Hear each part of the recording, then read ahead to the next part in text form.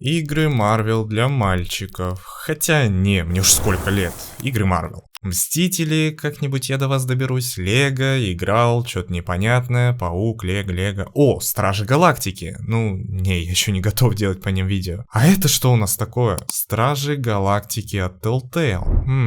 А что есть на ютубе? Трейлер, прохождение. Короче, понятно. А что там по онлайну на SteamDB? Ага, понял. Что ж, несмотря на то, что игра вышла всего за 2 недели до выпуска Стражей Галактики 2, она не смогла собрать онлайна даже в 1000 человек, что достаточно странно, учитывая хайп вокруг первого фильма и отсутствие других игр по Стражам Галактики, что в теории должно было бустануть продажи игры до космических значений, но, пожалуй, не в этот раз. И несмотря на попытки Telltale подогреть интерес к игре выпуском тизеров и даже одноименных комиксов, которые являются приквелом к игре, это не спасло ситуации. Вы знаете, скольким я жертвовал? Потому не буду сильно затягивать, пока вы не выключили этот ролик. Поверил. Ну и бредятина.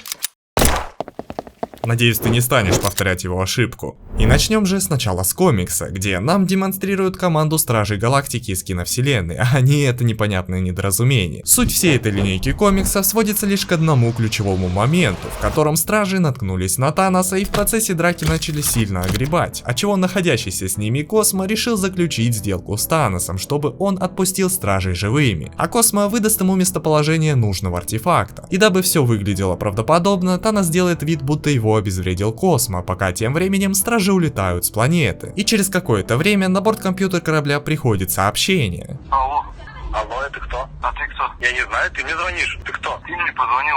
Я что, придурок что ли, по-твоему? Ну, видимо, ошиблись с номером. И только выйдя из своей каюты, за Стражами увязался корабль Таноса, и запустив всего один залп ракет, одна из них попадает прямо по кораблю. Поэтому Квиллу не остается ничего другого, кроме как посадить корабль на ближайшей планете, на которой так удачно оказался нужный для Таноса храм. Поэтому, прихватив с собой здоровенную пушку, мы всей командой отправляемся внутрь, где и встречаем безумного Титана с новообретенным артефактом.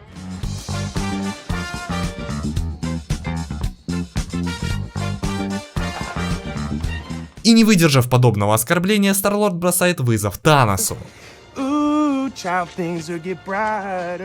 И тут понеслось! Что ты делаешь? Это отвлекающий маневр! Ты, большая какашка, повернись! И Квилл его убивает. Ой, да пошли вы все на! Нам буквально еще с комиксов преподносят Таноса как главного антагониста игры, но при этом его сливают в первой же схватке, нереально завышая ожидания от следующего главгада игры, которым будет А. Галактус, Б. Ронин, В. Г. Женщина.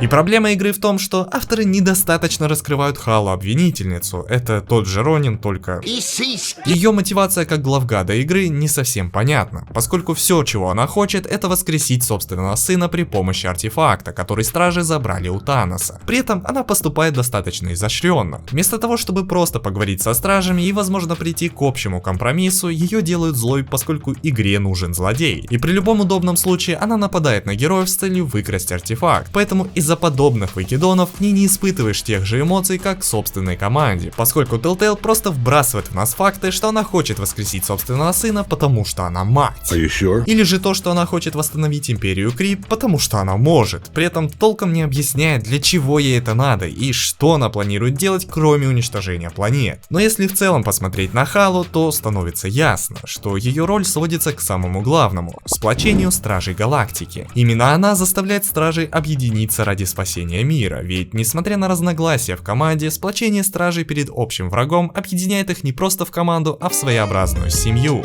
Однако все не так просто, как может показаться на первый взгляд, поскольку на протяжении игры нам предстоит совершать выборы различной сложности, с чем могут быть не согласны остальные члены команды. И порой приходится делать выбор в настолько сложных ситуациях, что счет времени уходит на секунды. Поэтому нужно быстро предпринимать решения и желательно с наилучшим исходом. Но в основном же игра сводится к личному раскрытию каждого персонажа, и с 1 по 5 эпизод уделяется около половины эпизода на определенного Стража Галактики. В первом эпизоде нас знакомят знакомят в общем со всей командой и представляют для нас главного героя Питера Квилла, который благодаря Горну Вечности обретает возможность вновь повзаимодействовать со своим прошлым, таким образом встречая свою погибшую мать и переживая как лучшие, так и худшие моменты в его детстве, демонстрируя нам Питера не только как забавного лидера стражей, но и весь его страх и боль потерять близкого человека, что в настоящем отражается в его привязанности к своей команде, отчего он старается изо всех сил сплотить команду перед надвигающимися проблемами. И при помощи Горна Вечности нам предстоит узнать предысторию каждого члена команды. Тот же Ракета никак не может смириться со смертью Лайлы и винит себя за то, что не смог ее спасти во время побега из комплекса, где их держали в заточении. И из-за того, что он недавно разбил браслет Лайлы, у него словно вновь раскрылась забытая рана. Поэтому, обретя Горн Вечности, который может воскрешать мертвых, Ракета просит Питера отправиться с ним и попробовать вернуть Лайлу. Правда, в это же время нам нужно отыскать Небулу, которая недавно объявилась у корпуса Нова. Поэтому перед нами стоит выбор помочь Ракете или отправиться за Небулой. И подобные дилеммы будут периодически нас разрывать между двух сторон. И в конце концов, не сумев воскресить Лайлу и починить разбитый браслет, Ракета впадает в истерику. Поэтому нам нужно поговорить с ним и направить на нужный путь.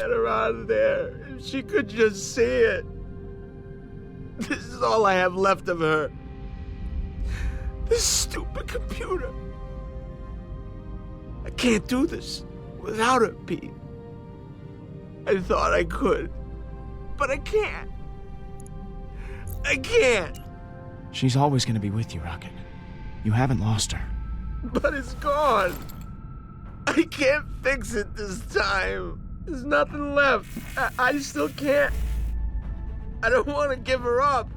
That's all I got. It's time to let go of it, Rocket. For good. I know. I know.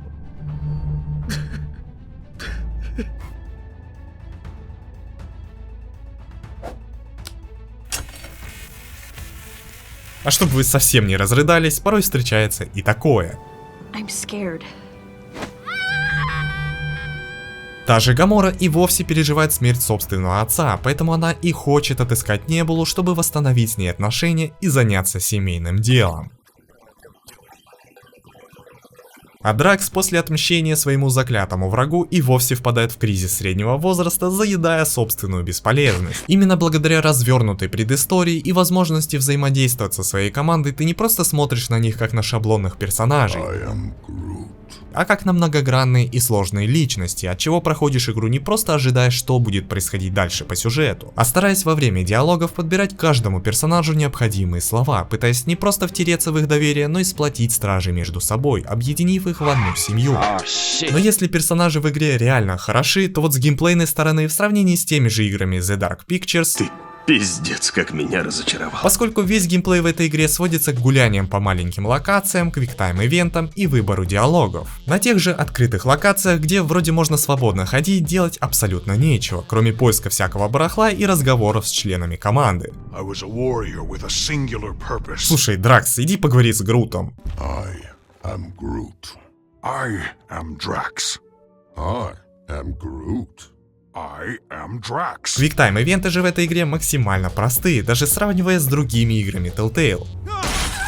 Во время их проигрывания складывается ощущение, словно играешь не в игру про Стражей Галактики, а в Людей Икс с ртутью на главных ролях. Но ключевая проблема квиктайм-ивентов в том, что история прямолинейная, и допустив хотя бы одну ошибку во время QTE, персонаж хоть и погибнет, но за счет сценарной брони момент с гибелью персонажа просто перезапустится и позволит перепройти этот же момент заново, как это задумывали разработчики. И как бы становится смешно, что игру позиционируют, будто каждое решение игрока влияет на сюжет, но при этом игра сама же загоняет нас в узкое окно возможностей, где фактически наши решения не играют особой роли, кроме самых важных моментов с выбором чьей-либо стороны, ведь в конце концов история закончится так, как это запланировали разработчики. Но все же, если не зацикливаться на геймплее, то история подается очень грамотно, где сначала нам выдают артефакт, который может воскрешать мертвых, при этом если его использовать, то он заберет жизнь у кого-то другого. Собственно, на этом и основана завязка игры. Нам же предстоит сделать достаточно сложный выбор: либо использовать артефакт, чтобы вернуть в жизнь жизни родных Дракса и Ракеты, либо уничтожить Горн, не позволив Халли воскресить армию Крee. Но в итоге все скатывается в Полное дерьмо. Ведь буквально в конце 4-го эпизода команда разбегается после самопожертвования Дракса, а затем в начале 5-го эпизода, как ни в чем не бывало, команда вновь собирается на финальный босс-файт, где, победив самого скучного антагониста, отправляется уже в 3-й раз за выпивкой в бар. Если с 1-го по начало 4-го эпизода игра еще могла чем-то удивить, то вот ее финал — это полное дно. Резюмируя все вышесказанное, я не знаю, зачем вам в это играть, когда есть нормальная игра про Стражей Галактики, к которой мы еще точно вернемся.